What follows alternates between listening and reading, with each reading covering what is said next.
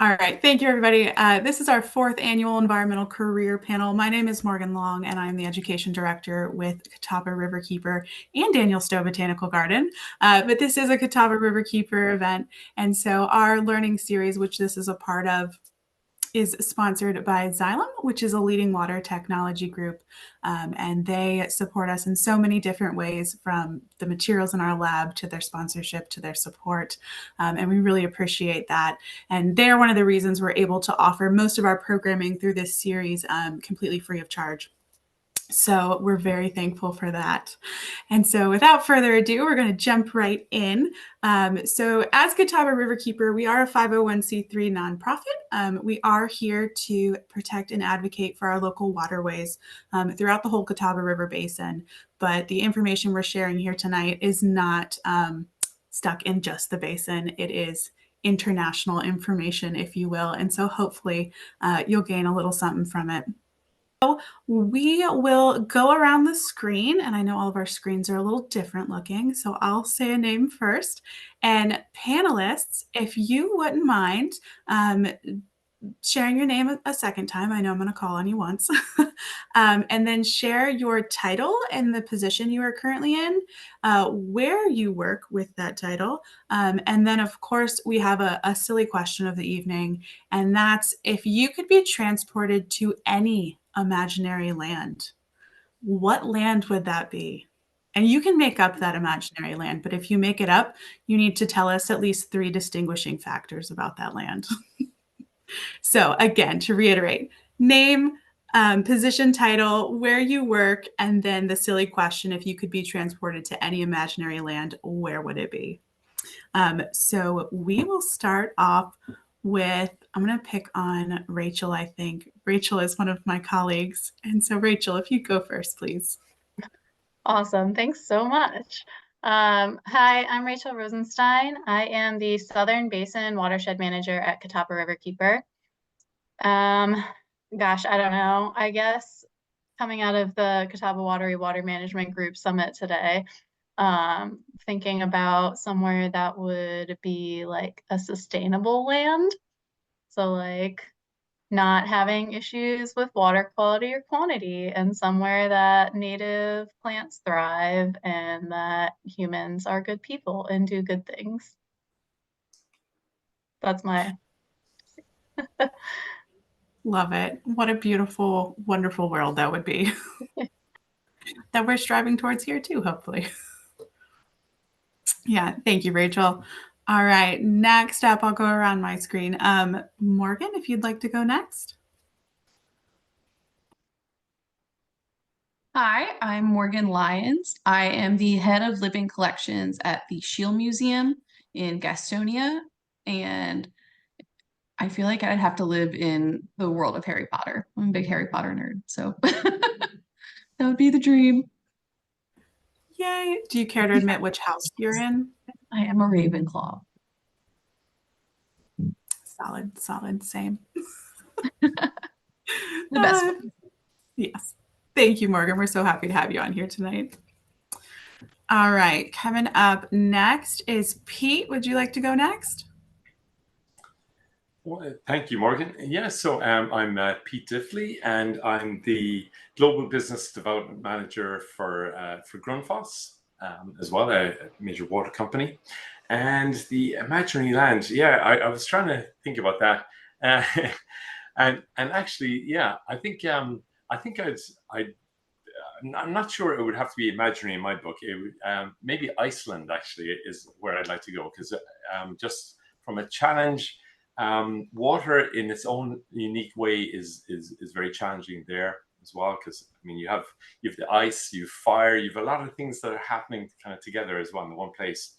So I mean, from a sustainable point of view, I think it's a huge challenge to kind of get that mix right, and the fact that they can actually reuse the heat, water for heating as well is it's quite a cool thing. So, anyways, yeah, that's what it would be for me.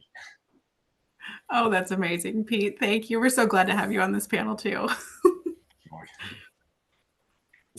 All right, next up is Julie. Hello, everyone. My name is Julie Stahl. I am a senior environmental scientist with Duke Energy's Water Resources Group. And my initial response to imaginary fantasy land was similar to Rachel's.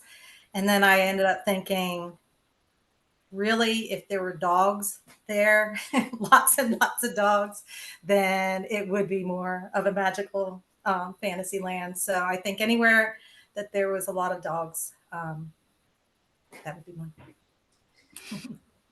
I fully support that. That's wonderful. Thank you, Julie. We're so glad to have you on the panel. Thank you. And Jason. Hi, everybody. I'm Jason Bonham. I'm the Director of Horticulture at the Daniel Stowe Botanical Gardens.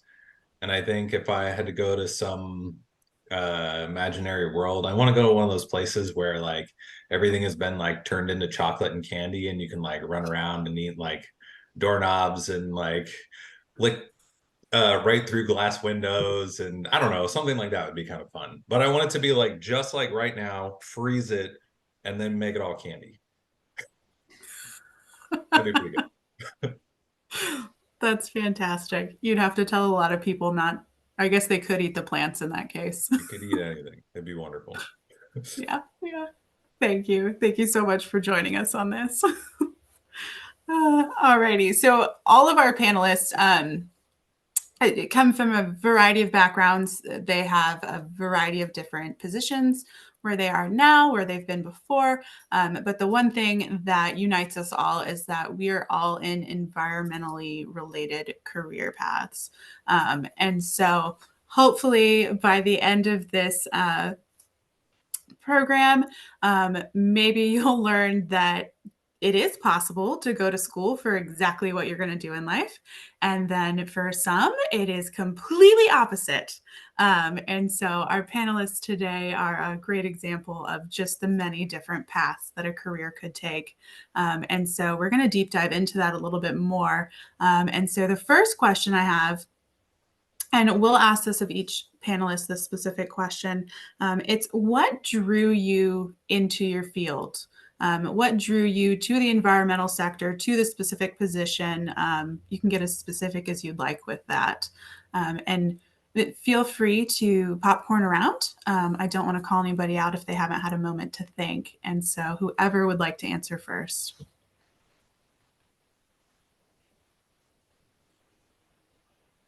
I can go first. When I was growing up,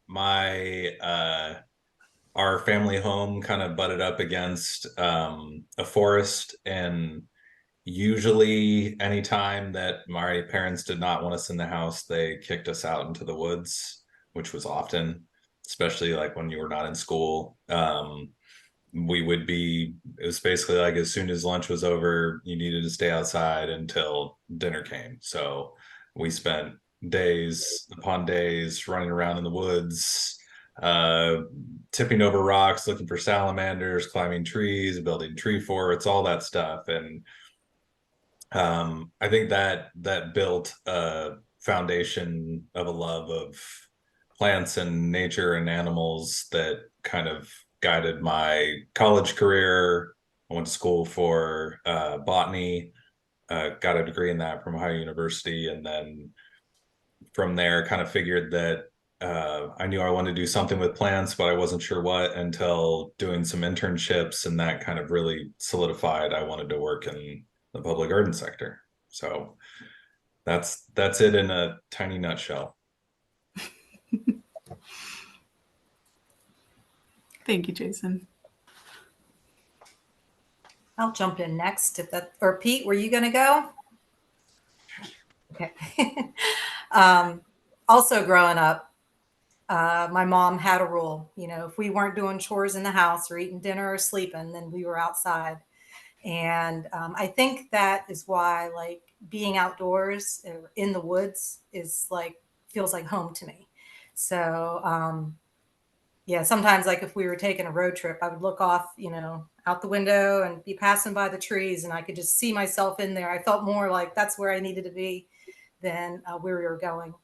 And I grew up in the country, and anytime I was outside, I was graphing the rhododendron with the forsythia tree, trying to see if, what was going to happen, if it would sprout, messing with the crawfish down in the creek, and just always doing something like that, kind of testing things, but never, ever thought that there could be a career for me in that direction. And so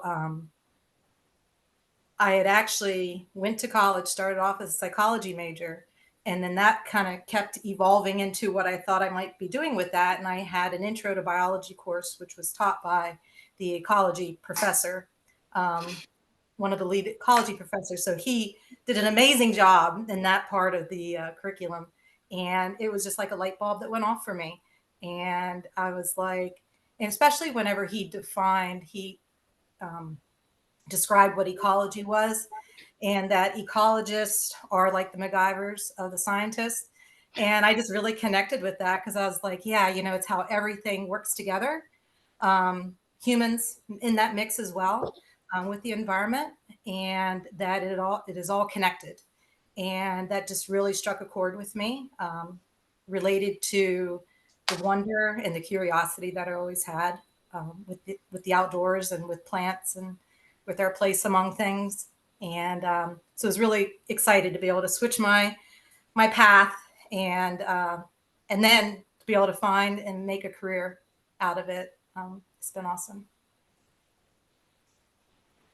It is such a magical experience to find that and do it. Yeah.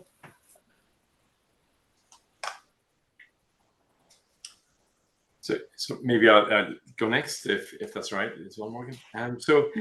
So yeah, my career in a funny way kind of started in the water industry as a result of actually getting sick from swimming in dirty, polluted lake water. So as most of you know, but the rest of the audience mightn't realize, I'm originally from Ireland, and Ireland looks beautiful, certainly does, and the main river that runs down through the middle of Ireland is the River Shannon, and we swim in that all the time. It's a big river, big lake, many lakes, and I got really sick actually as a result of it. And I'll skip along through parts of what set this all up, but I actually wound up working for my parents, who started a water treatment and pumping company as a result of me getting sick in the water, back in Ireland at the time. So Ireland went through a huge transformation. This was kind of in the late 80s, early 90s. I'm aging myself a little, but and really what happened was, Ireland went from having very little treatment or no treatment of the water and wastewater, to having even like single houses have miniature wastewater treatment plants. So it kind of intrigues me in within the US where I work now, that septic tanks, as people would talk about that is still a thing. In Ireland, you virtually cannot even consider putting a septic tank into any single house installation. It's all miniaturized treatment plants. They actually do aerobic treatment, for those of you who are interested in that. And if you're in cities or towns, it's pumped. Your waste is actually pumped to centralized collection, at a town or city as well. So anyway, with that, I got into the controls business within the treatment and transport, as we call it, business within Ireland and the water industry. And from there, too long a story, but if you buy me a drink sometime, I'll tell you the rest. But wound up working for Xylem, they're sponsoring this, and I've since then have moved to Grundfos, and wound up being transported across the Atlantic from Ireland to the US to run the controls division of Xylem at the time. So that's my slightly abbreviated story. That's amazing. What a history. Thank you for sharing. That is amazing. I'll go. I have always been a nature child. I was outside my entire childhood, running around, playing in the pond, in the woods, and mostly really focused on animals. So I'm a little bit different track than everyone else, but I was obsessed with animals from the get-go. I watched Steve Irwin and Jeff Corwin every day. And that was how I knew. It was like, I have to do something with animals. And I ended up getting really lucky, with some experiences in high school and college that sort of led me to where I am today. But I got a lot of experience doing other things as well, like teaching about wetlands and coastal ecology and all of our native wildlife. And that really sort of led me to where I am. So it's the best. I am slightly jealous of your The best job ever. Yeah, my background's pretty similar. My early childhood was in Connecticut, and we had a hill in the backyard, and we'd play around in the leaves. And then we moved to Pittsburgh, and there was not a tiny downhill, but a giant uphill to some woods in our backyard there. And if you followed the path, you got to a creek. And I wound up getting a camera, and the more I had the camera, I would go outside and try to find things and take pretty pictures. So I enjoyed being outside, but it was kind of the extent of it. I think one of the most unfortunate things was in high school, we had like a nature class, like a natural environment class, but it was not for the smart kids.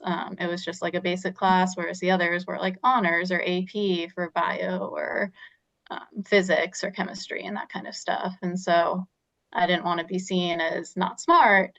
So I didn't take a nature class in high school.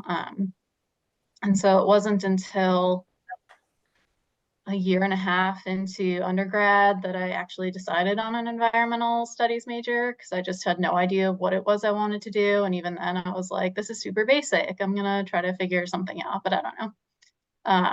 So I wound up getting that degree and then a master's in sustainability, thinking I would do some sort of like international development type thing, sustainability realm.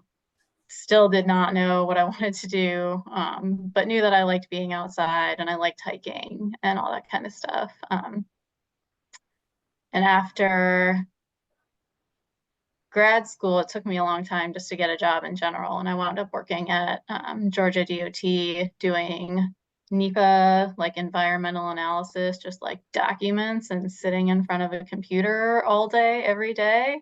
Aside from when I begged to go out with the ecologists to get some fieldwork experience. And I was there for 3 years, but knew probably after the first year that that was not something I was wanting to do. So I took time and searched and finally wound up at Catawba Riverkeeper, and getting to do field work now is really great. So short, long story. I feel like I consistently see you out in the field. Yes. That's amazing. Well, thank you everybody for sharing the first round of questions. Yeah, so obviously I feel like one of the continuous things through all these was love of nature, natural things. And so that's really special. So for our next question, and I know we might have, well, I don't know if we touched on this quite yet. We talked about titles at the places where we work, but what does that actually mean? What does your position do on a typical day to day? I have a question later about really fun projects, so we'll get to that. Although every day should be fun, but if you could summarize like what your day to day looks like in that position, please feel free to jump in and do so.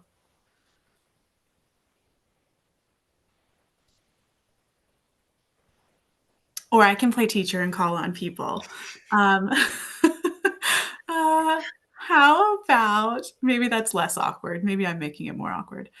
Morgan, would you like to go first? What does your day to day look like in your position? Yeah, absolutely. So I am the head of living collections at the Shield Museum of Natural History. So that just means that we have a collection of living animals, not just taxidermy, that I am in charge of. So I get to run that department. We have animals on exhibit that you can see that are, walking around, next to taxidermy, not in the same exhibit, but you get what I mean. And then we have education animals that we use for programming, and we also have a farm. So I get to oversee all of that and the staff who takes care of them, and every day is different. We have different problems come up every day. I have to get food for them, make all the purchases, do all the scheduling, but then I also get to help out and fill in as needed, taking care of the animals, working on the farm, playing with possums. I have baby chicks in my office right now, snakes, you name it. I get to play with it every day, and it's very exciting, but there's always something new every single day, a new problem, a new hurdle. But it's very exciting. And I also get to teach people. That's the best part.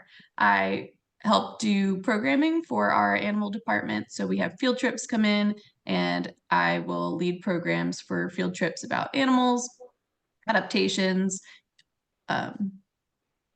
ecology, all that sort of stuff. And it's probably the best part because all I want to do is talk to people about our native wildlife specifically. So I make it a point to use a lot of natives in my programs just to kind of highlight their importance in our ecosystems. So that's the best part, other than playing with animals. That sounds so neat. Thank you, Morgan. Our education manager here at Riverkeeper and Stowe, she volunteers at the Shield sometimes, and she comes back and tells me about her adventures in the animal room. So that's such a special experience. All righty. Pete, would you like to explain what your position entails on a day-to-day? Yeah, after no, it doesn't involve animals, which I would love to do, Morgan. What you were describing sounds incredible. I'm quite jealous. Yeah, so it doesn't involve any of that, unfortunately, and I love animals massively. So on a day-to-day basis, I basically, my title again is Global Business Development Manager within Grundfos. So again, water company. So the general stuff that I do, I look at different kinds of markets that our company, is maybe strong or weak in. It all depends. Look for new opportunities from a business or market development, potential, shall we say. So I then look at the technology, because that's kind of a lot of my background is in the technology side of the sector, the water industry. And I try and figure out, okay, well, what do we have in our product portfolio? What kind of capability do we have from personnel, from our business partners? And I usually look at those gaps and say, okay, well, this is kind of what we need to do. So we need to, create a strategy to work, or provide solutions in a certain area. And again, as I was describing, my background is kind of controls and digitalization. So I'm also the so-called, kind of like the product driver of our Connect and Controls division as well. So I kind of look after that side. Nowhere near as nice sounding as what Morgan just described, but it's fun. It actually is quite exciting, and we operate at a really fast pace. So a lot of kind of, you hear like an agile development. A lot of our viewers would be thinking about things like this. So when you think agile development or project management, it's usually fast, kind of innovative sprints that you're trying to do to see if something's going to work in a certain market. So I kind of get involved in all that. So yeah, my day is usually pretty busy, but it's exciting, because we're looking short, medium, and long term initiatives. So hopefully that summarizes somewhat. That's great. I love that. Yes, there's again, the environmental sector is so diverse in what it takes to be an environmental organization, and so it's everything. It is field work and sometimes animals, but it is also project management and problem solving and behind the, well, actually, if you're in the office regularly, that's not behind the scenes, that's in the office, but it's all those things too. So thank you, Pete, for sharing. Julie, would you like to go next? Sure. As an environmental scientist in the Water Resources Group, my particular position, I focus on the water quality aspects of our lakes and rivers. And we have others on the team. We have individuals that are plant specialists for aquatic plants. We've got fisheries biologists that specialize there. And several of us that all support both of those areas, both of those specialties, but kind of lead the water quality side of things. And that can look really different on a day-to-day basis. The first week of the month, next week is coming up, is our heavy monthly sampling trip. And we have multiple sites that we go out as part of our stations. Duke Energy, our generating stations have permits that specify different requirements for us to monitor our water bodies. And on different frequencies. So we have a program where we are monitoring monthly. We have other ones where we might do semi-annual type of monitoring, and it might be more holistic. So we might be looking at multiple locations on a river or lake. These particular programs are smaller, so we can get them done in a day or half a day. And so we do multiple. So this past week, one day I spent part of my day, prepping all the bottle kits and the field equipment to get ready to do those projects next week. My particular role also involves database management. So we have the water quality data that goes into the database, and before it goes there, I review what we call an EDD, which is the data deliverable that puts it into the database, and I make sure that I verify that everything is accurate and complete, that the deliverable includes the data that it's supposed to for that event that we completed, and that I hopefully, will catch any obvious errors in the data. We do have a process to kind of make sure that there's not typographical errors with decimal points or something like that. So that is kind of a cyclical part of my process as well. I get a lot of data requests that come in from either other business units, sometimes even outside partners, different stakeholders that we have that might have a certain project going on. So I typically will process those as well. And writing reports, taking that data that we collect, putting that together, reviewing it, evaluating it against historical data and other reference water bodies in the region that we may know of, and producing those reports.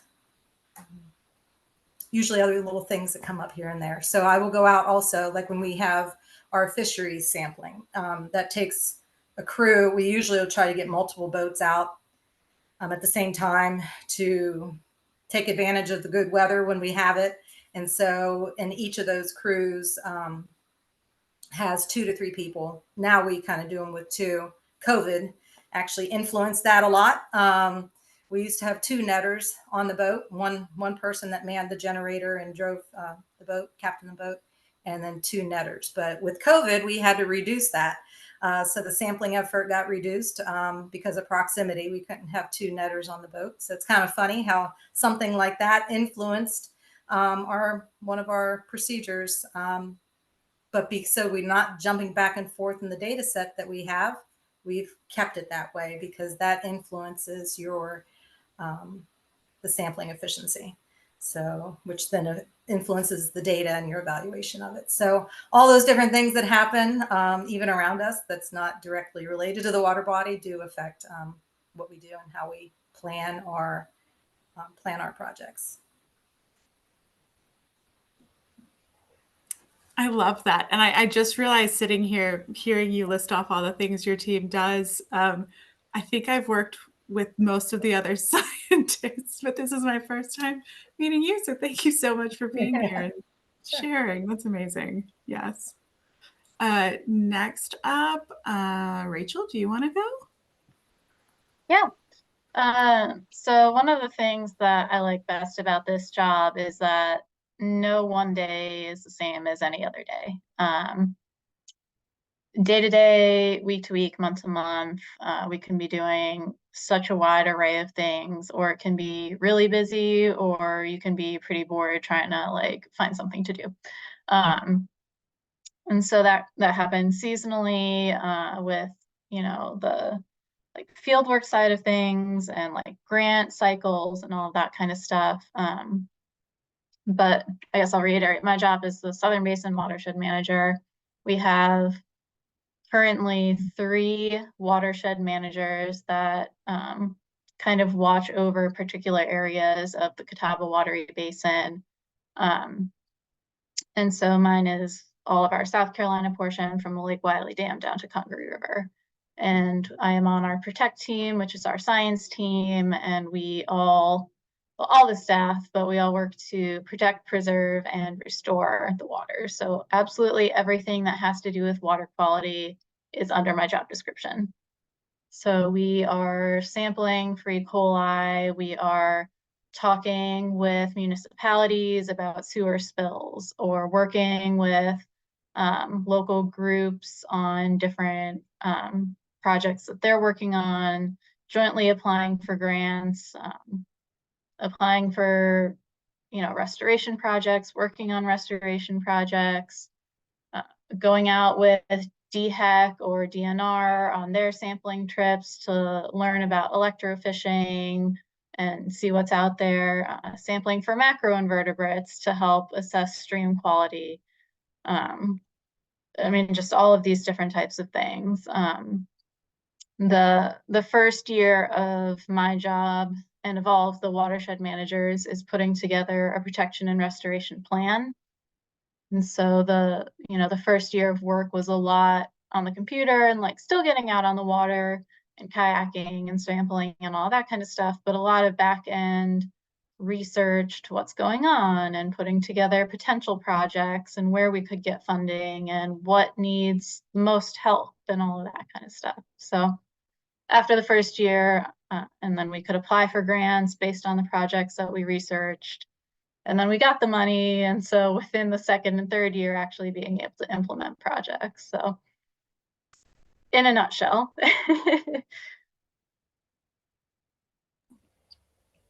Yeah, y'all are always pretty busy and not always at your desks in the Protect suite. Yeah. Thank you, Rachel. And Jason, would you mind going next? Yeah. So my title is Director of Horticulture, and I work at Daniel Stowe Botanical Gardens. It's a non-profit botanical garden out in Belmont. A Director of Horticulture, every botanical garden usually has one, and their job is basically to take care of the everything that's not like indoors and that is plant related, but a lot of that falls into different categories too. Like there's irrigation work that has to be done, or fixing pathways, or not everything is like planting plants and pruning and mulching and all that fun stuff. There's a lot of different pieces that go with it. And then working in a botanical garden, you're also working with a whole team of other people who are also working in the space. So I work with Morgan for education programming. I work with our visitor services team for weddings. I work with our creative director for exhibits and events. We just opened a wings exhibit at the garden last week. It's all about flying creatures, so birds and bats and insects. But not only were we working in the gardens, but we're actually building birdhouses and installing signs. And I think everybody said kind of the same thing. Every day is always different. And I think that's true for being at the garden too. Every day is always different. I usually when I'm talking to like new hires and want to make sure that they understand that their day is not going to be normally, is that the third day that I was at the garden, when I was hired, we built a straw bale maze. So it was 8 hours of unloading straw bales out of two giant tractor trailers, and building a maze for Halloween. So it's always different. It's always interesting. Plants are a big, heavy part of it. Don't worry about that. But I kind of just wanted to make sure it's like any and everything that's happening outside is usually something that we're getting our hands into. So yeah. I love it. Jason's also in charge of if you can borrow a golf cart from the growing center, which is one reason I see him sometimes. Anytime, Thanks. Maureen. Thanks, y'all. Thank you for sharing about what you do. It's so diverse, so different, and absolutely fascinating. I know I'm a little biased towards the live animals, but there is something that each of you said that I'm a little envious of. That's hard to compete against live animals. You brought like the wild card, and we've all got like crappy Uno hands. That's not fair. Thanks. All righty. So we know what drew you to your field. We know now a little bit about what you do on a typical environmental career day, which is apparently not typical. We can all attest to that. And so my next question is about what. So there were two options for this question on the form, and if you didn't get to the form, that's a-okay. It's the first question you could choose to answer is, what is something that surprised you about your career path? That could be the position you're currently at. That could be back when you were deciding, going to school, anything between then and now. Or, so what's something that surprised you? Or what is the most interesting project that you've been a part of during your career? So what surprised you? Or what is the most interesting project? I'll give you all a moment to think, because even if you filled out the form, it might have been days and days ago. Could we talk about both? Yes, 1000% yes. If you want to do an and, that is a-okay. Do you want to go first, Morgan? Yeah, sure. Go for it. So something that surprised me about my career path, I always knew I wanted to work with animals. That was always the plan.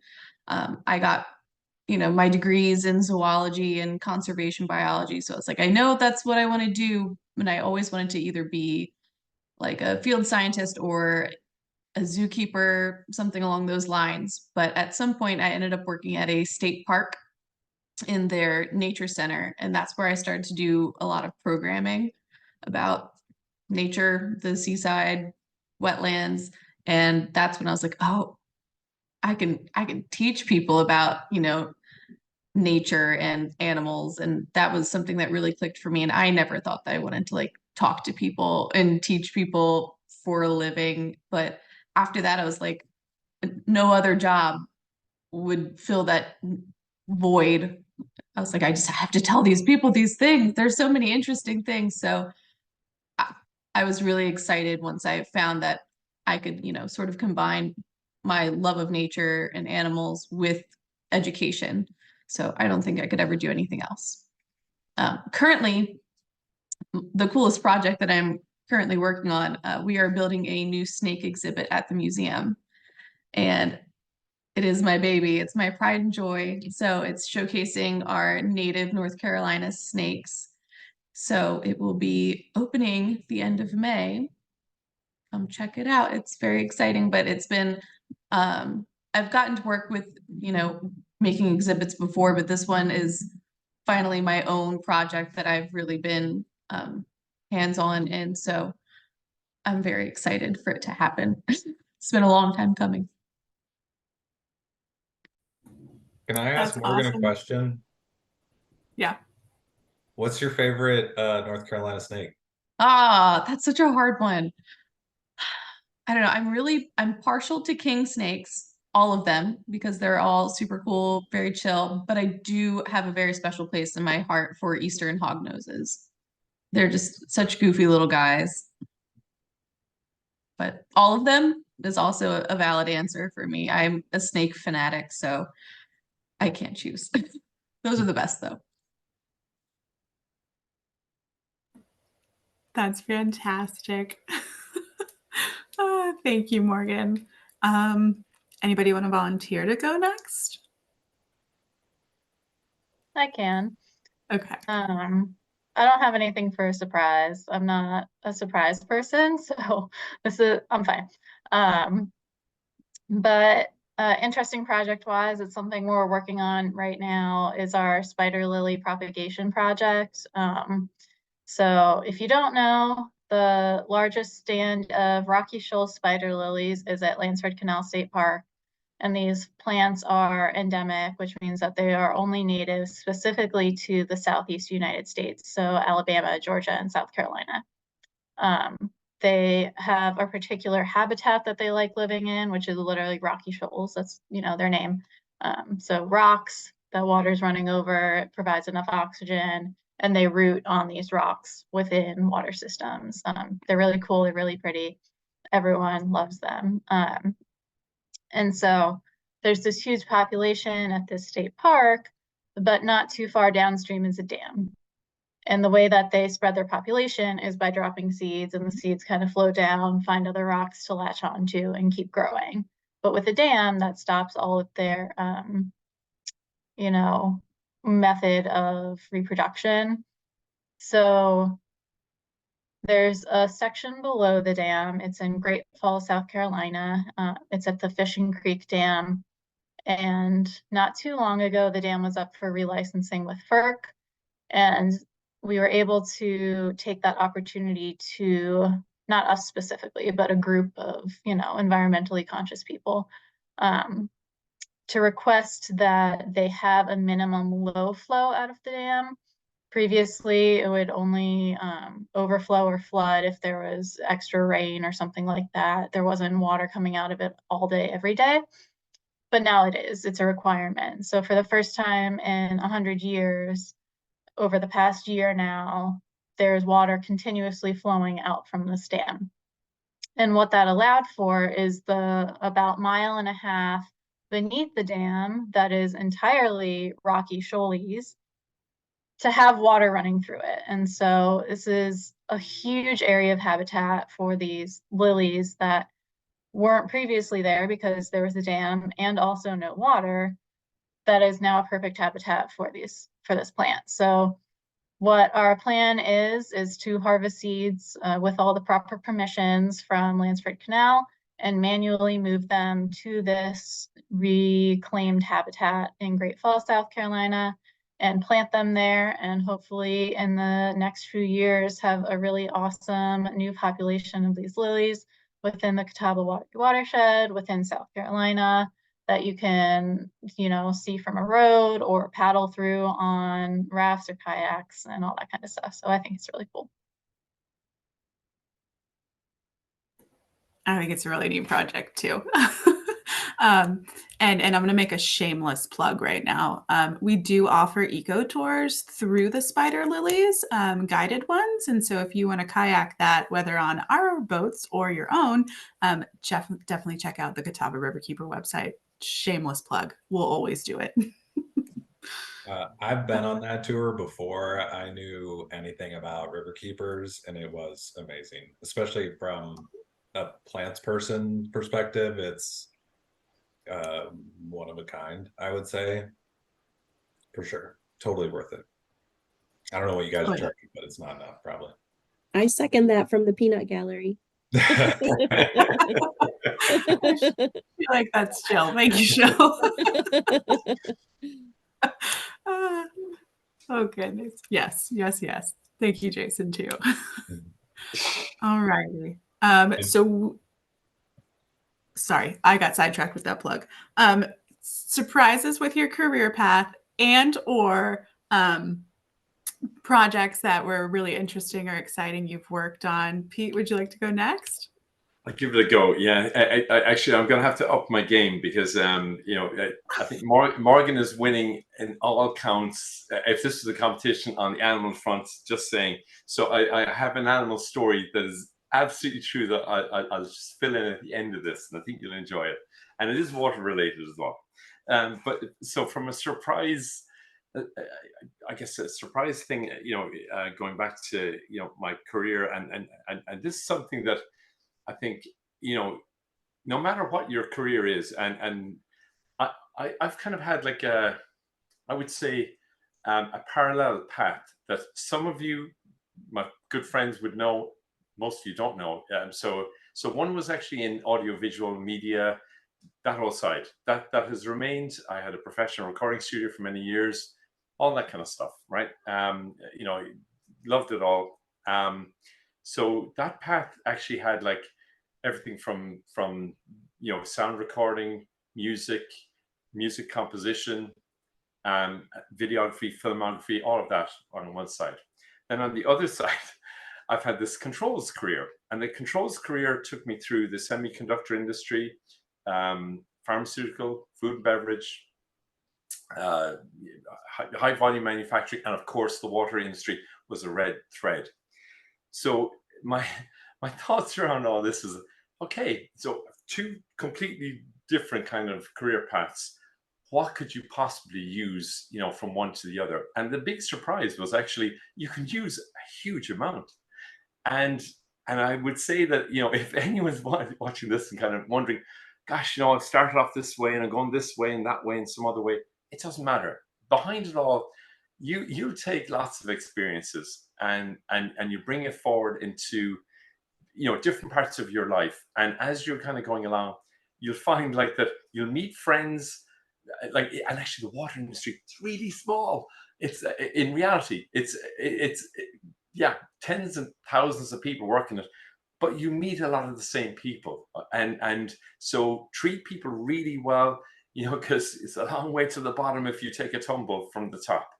So all the experiences you build up, you will actually have an opportunity of using it, no matter what way your career goes. So that's kind of just one of those interesting things that I kind of discovered along the way.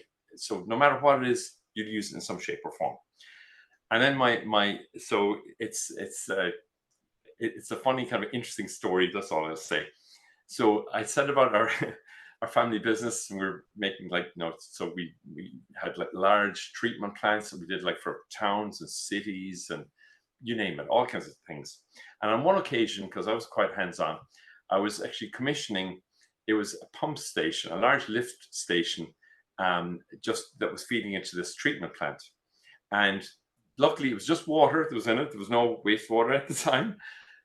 But I kid you not, there was a little frog that was down about 15 feet down from the surface of this lift station. Couldn't reach it, and at the bottom of the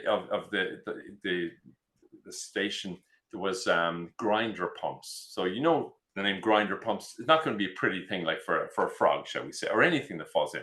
So here's a frog that was swimming around in circles, doing frog-like poses and things. I was like, oh my gosh, So I was doing the controls. I was thinking, I can't turn this on, and have this poor frog, get destroyed. And so I kid you not, I dropped a rope and I dropped it down and said, please come over and just do something. And the frog swam over, grabbed on like a child, kind of holding on like for dear life around the rope.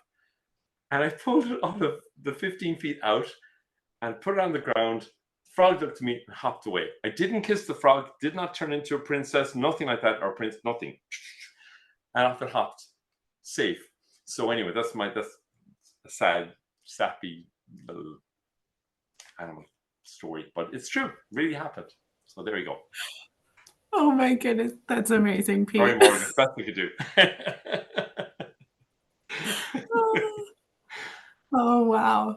Yes. Yeah, where there is water and frogs can access it, they will get in there. Oh my, thank you for sharing. All righty. I am so sorry. I've forgotten who I haven't called on for this round. Is it Jason? Okay, thank you. And Julie. Okay. Uh, Jason, do you want to go next? Sure.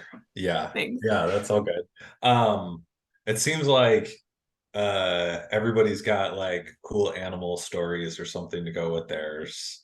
I think mine, the project that I've found most interesting, as soon as I got to the garden, which was about 2 years ago, we started the renovation of our perennial gardens. The garden itself are about 11 acres, hasn't had deer protection ever.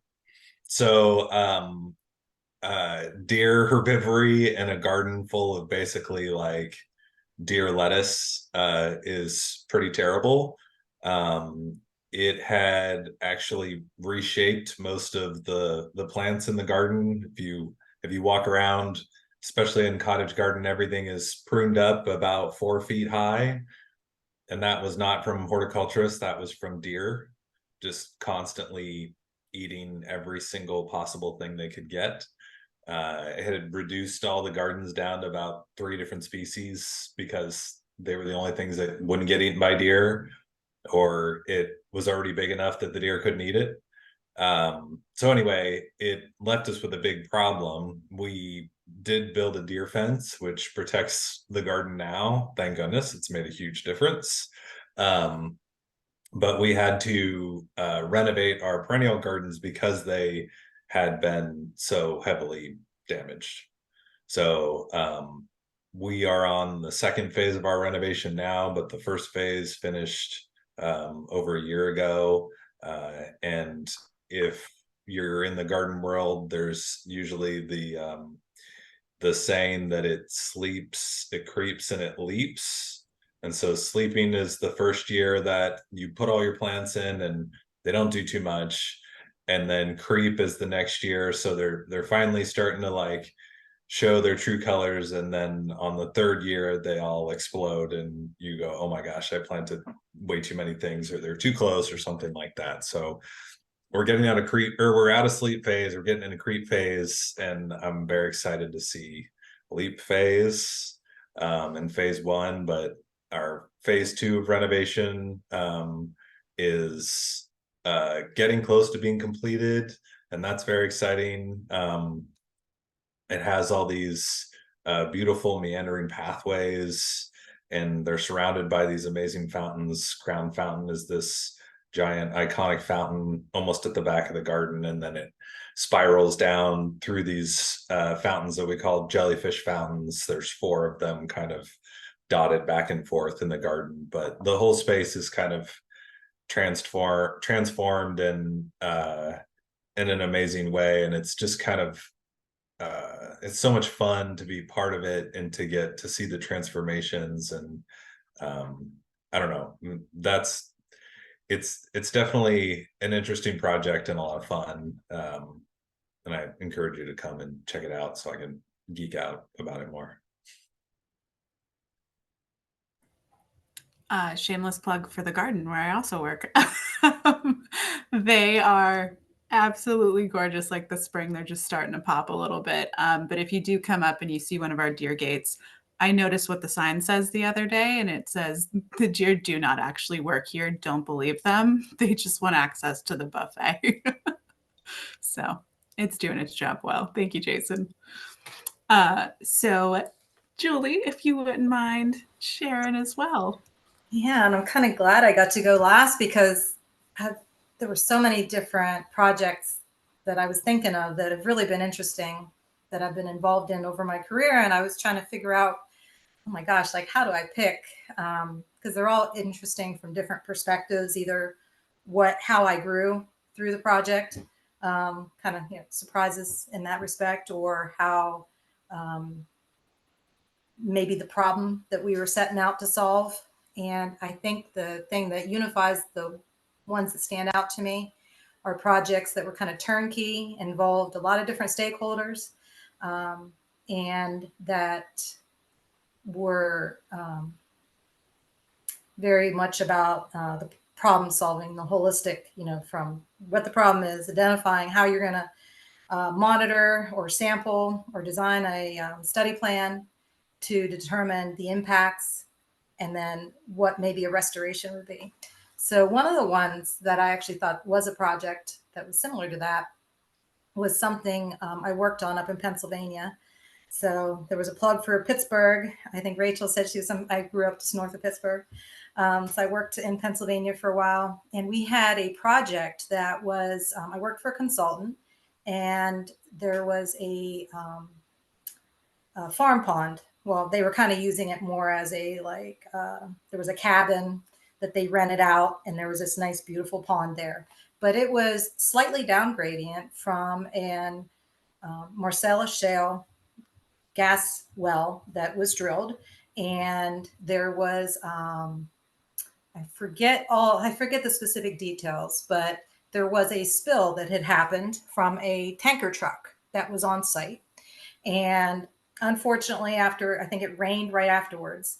And so that combination took everything right through, like down to the pond and through the pond. And the property owner was, there was a concern, they were concerned about what just happened to their pond.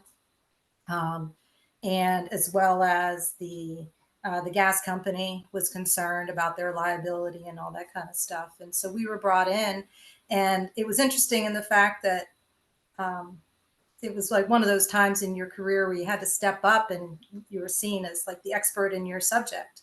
And so it was, to have that responsibility to be true to the science and what you're actually studying and the impacts of it. But it incorporated the aquatic chemistry of what went into the pond and all the limnological processes of what happens to those chemicals as they go through, what were happening in the sediments, flow volume, and how much flow goes through that pond. And so how much retention was there, to the wetland fringe and how much self-remediation was actually happening within that pond system, the aquatic life that was there, and sampling not just for the community and the community dynamics of the aquatic population that was there, but the health of it too. So it really touched upon, it was interesting in just that I got to lead a project that really touched upon every part of the aquatic sciences field. And even though the end result of the study, the property owner wasn't happy about it because they wanted financial restitution, it really showed that the pond maybe had like an initial impact, but because of the flow that came through that watershed, it was really diluted and flushed out, and the pond assimilated a lot of the impact. So it kind of buffered the downstream. So it was kind of an interesting from the ecology. So back to the roots, just the whole system working together. And so one time where the human impact did not have a bad consequence. Yeah, that's incredible that those were the results of your findings. Yeah. Oh my. Well, when you were talking about flow rates and everything, Julia, it made me think of a question we've never asked on the panel before. Mathematics gets a really rough rep sometimes, especially when we're trying to do fast math in our heads. I find that's when we get the most frustrated. But I'd be curious to hear from everybody on the panel about how much math do you feel you use? Like, is it a regular part of your job? Is it something that you don't find yourself doing too much? And definitely think on that. I'm not just talking, am I adding up how many what the flow rate is or how many plants we have, but really like mathematical things. So yeah, how much math do you feel like you use on a regular basis? I'm going to go ahead and answer that since I wouldn't say that it's it's a regular part when you were saying like doing conversions, you know, between different units, maybe calculating flow and volume of a water body, things like that. But we do a lot of statistics. So statistical work is math, in the graphing and things like that, the processing. And sometimes, you know, our work kind of bridges over and crosses with engineering things. So when you're in a discussion or at the table with the engineers and they're talking about design, and you have to kind of be able to be quick and kind of translate that and take the numbers and the values that they're giving you and process that into what it means to the environmental side of it. So, like what the flow rate, what that really means. So I do find that it's a pretty regular part, but never, so don't put me on the spot with it or anything right now. But fortunately, not too often where you're actually put on the spot. So where you can actually, you know, do the math and take a minute to do it. Awesome. Thank you, Julie. Anybody else can just jump in if you want to share how much math, or I like how Julie elaborated on the types of math, like the statistical side, the equation side. Yeah. I want to jump in before Pete goes because I feel like he's gonna math us all. Um, we definitely have to do a lot of calculations for we do spring orders and fall orders of annuals in the magnitude of thousands of plants, and figuring out square footages and how many plants per square feet. That also goes with yards of compost and mulch. It goes with fertilizer rates, and then applying herbicides and pesticides. We do that very sparingly, but you do need to know how to make sure that your mix ratios in your tanks are right, and then the square footage that you're covering is correct. It all needs to be recorded. So it's there.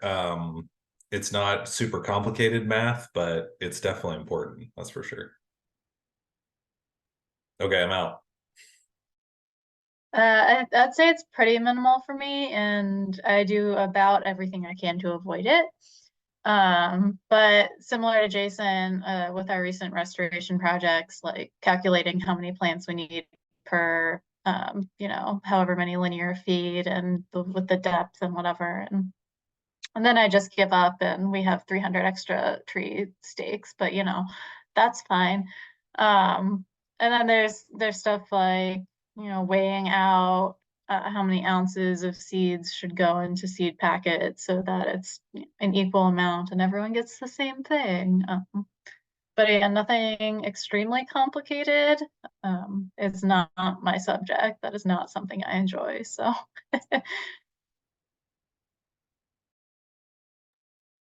I also thankfully do not have to use a lot of math. It's all pretty simple. Calculating percentages for different diets to make sure that everyone's getting the right amount of protein or different vitamins and minerals. Calculating how much treatment we need for different aquariums, calculating how much feed we need for our farm animals, weighing stuff, doing very boring budget stuff, but trying to figure out, you know, how many rats did we go through this year? Food wise, not like live animal wise. Stuff like that. So very simple, but it is endless. And yeah, really following on from all of you, yeah, I would say nothing crazy either as well. Yeah, it's really at this point, I find it's well, because I'm in a global role, it's sometimes more converting you know, different units of measure across different continents. Obviously, you have like, you know, metric and imperial type you know, units, and currency. That's my least favorite. But yeah, sometimes in currency, you're trying to just kind of go back and say, okay, how much is that in blah blah blah land, you know, whatever. Some of that, but nothing too crazy. Yeah. So yeah, I think there's nearly always someone who'll be able to answer it for you if you give them something. Say, could you just figure this out? And they usually will figure it out. So wouldn't wait too much. You are speaking some real world truths right there. Yep. Yes. Oh, well, thank you, everybody. That was a spur of the moment question. And I was genuinely curious based off a conversation I'd had recently. And then also, I think sometimes mathematics, if you're in the science field or if you're in English or something like that, it gets an interesting rap sometimes. So I appreciate everyone sharing the amount of math you do on a regular basis. Morgan, how much math do you use? A lot. If you ever walk into my office, there are just sticky notes that look like this. There's like, how much does this cost?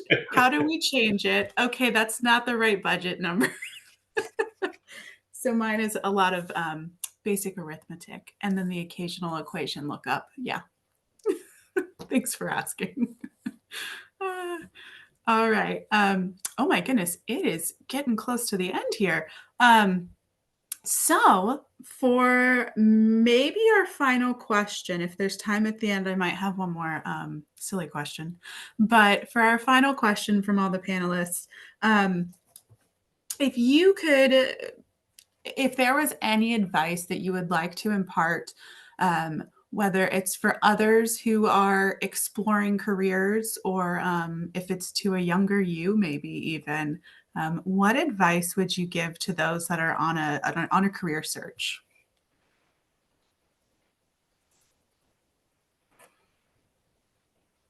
I'll go. Yeah. I would say don't limit yourself to what you think you want to do. Because I feel like I really focused on, I was like, I really want to do this. And I kind of let other opportunities go by that I could have used to help inform what I'm doing now. So I think just taking any experience that you can get, whether or not it's like really related to what you think you want to do, I think your experiences help guide what you want to do, because I would have never known that I wanted to be a manager of live animals at a museum doing programming. Like, these things are so niche that you don't know that they exist until you're kind of thrust into them. So I think once you're given these experiences, you kind of see what pieces of things that you like, and you can sometimes just shove them together and find a career. I have something that kind of goes with that. Do as many internships as you can possibly do. Doesn't matter if it's like it, just do as many as you possibly can. As soon as you can, just start doing them, and it will most likely change the direction of your career really fast. Yeah, I That gotta would add, be, I did some internships in a field that I thought I was interested in, and it so quickly changed my mind. I was like, that saved me a lot of time and heartache. yeah, yeah, yeah, I agree. Definitely start doing that, and that'll help you a lot. When I was reading that question, I totally when I got that part, I was like, is that, I forgot about the career part and I just completely thought about other things.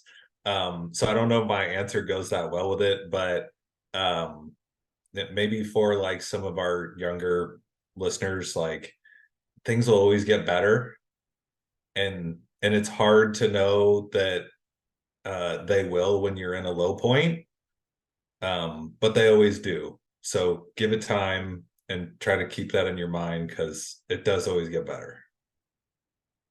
That was my thought to younger Jason.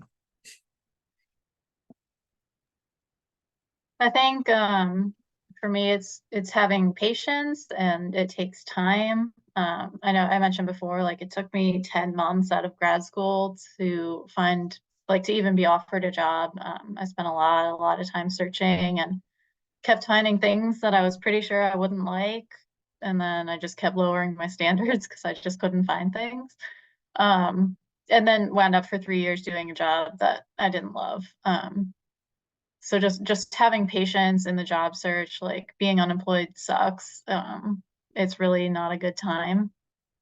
But even if you take a job and apply and get a job that you might not love, like that's okay.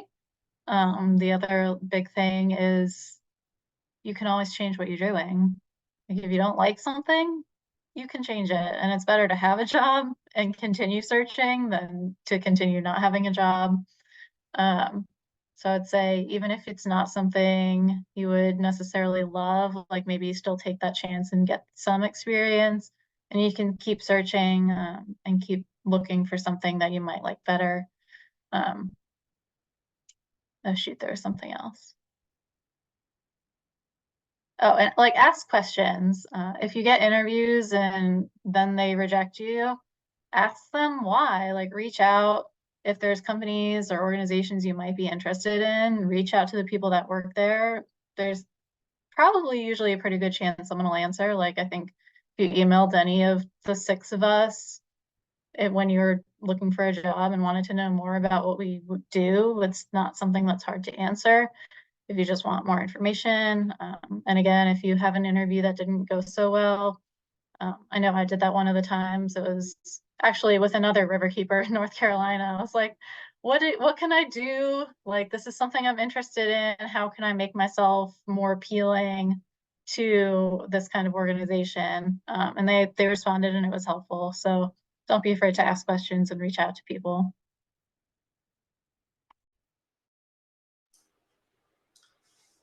And yeah, maybe from my own perspective, I think I certainly ask people for help in general. It's surprising, when you're growing up and going through your career, or starting off in your career, so many people don't ask for help. It's sometimes, we can start thinking, oh yeah, I'm okay. Asking for help is a sign of weakness, but it's not. It's actually the opposite. Ask for help and advice, because people are usually way more willing to give it than we ever would ever realize or take account of. And the other little piece of advice I was kind of thinking about was, every experience, whether it's a good or a bad experience, is experience.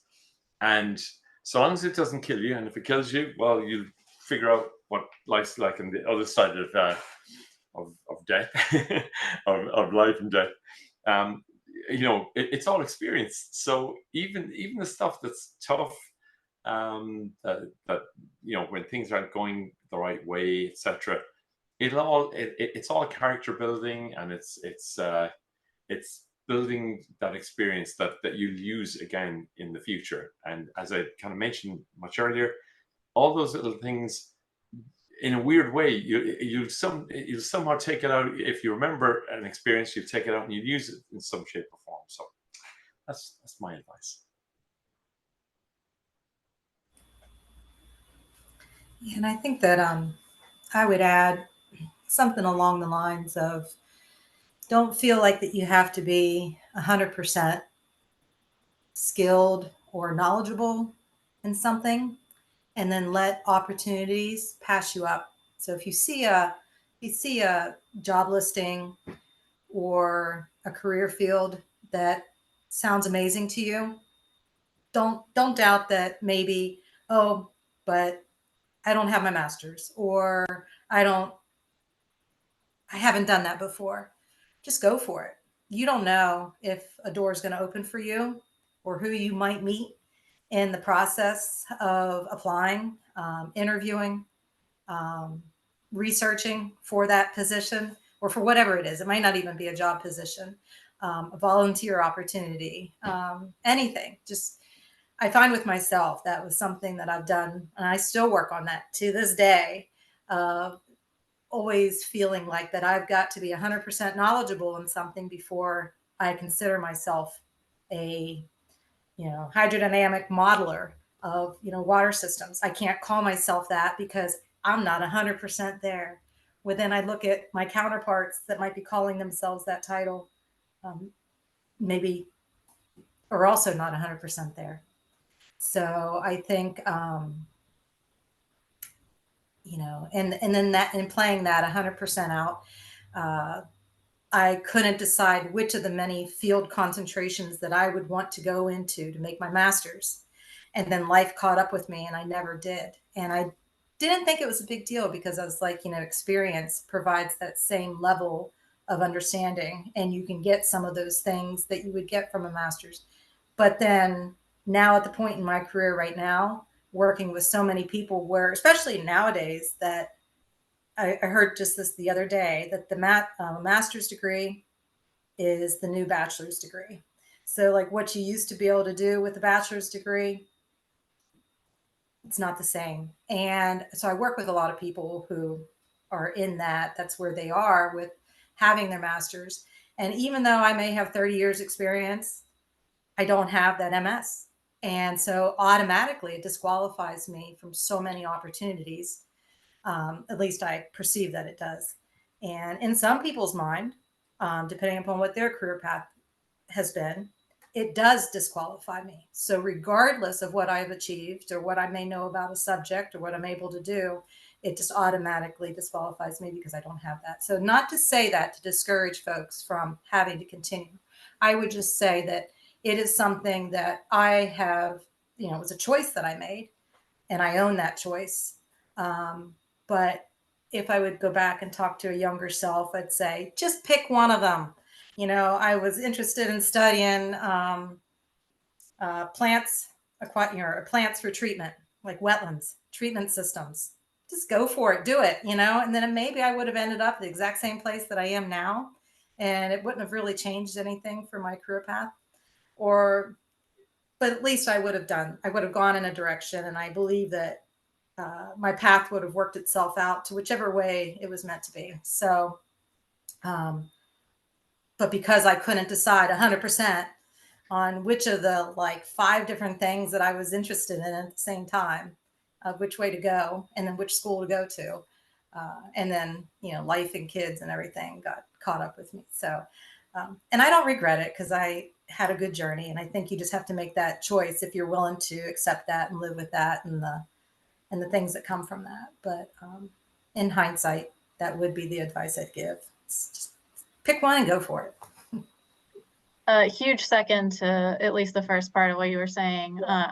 With Catawba Riverkeeper, I have no science background. I have an MA or a BA and a master's of sustainability solutions. Like, I do not have a science background, and I took a shot. I did not have water quality monitoring experience. I don't have biology, chemistry, fish, bugs, like nothing. But it just so happened I applied and they were looking for someone to fill a gap with that more holistic kind of like environmental, climate, sustainability background. And they can teach me all the rest. And so you never know what someone might be looking for. So like huge second to that. If you don't have all the qualifications of what they put on paper, like that's okay. Still try for it if it's something you really want. I love all of those so much. Thank you, everyone. Each year we host this panel.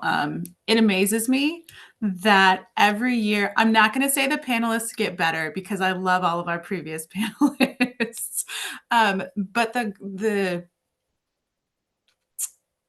the willingness to be candid about what we do is amazing. And so I thank you for that, and giving some insight for those who may or may not be in the environmental field, and being very honest and authentic.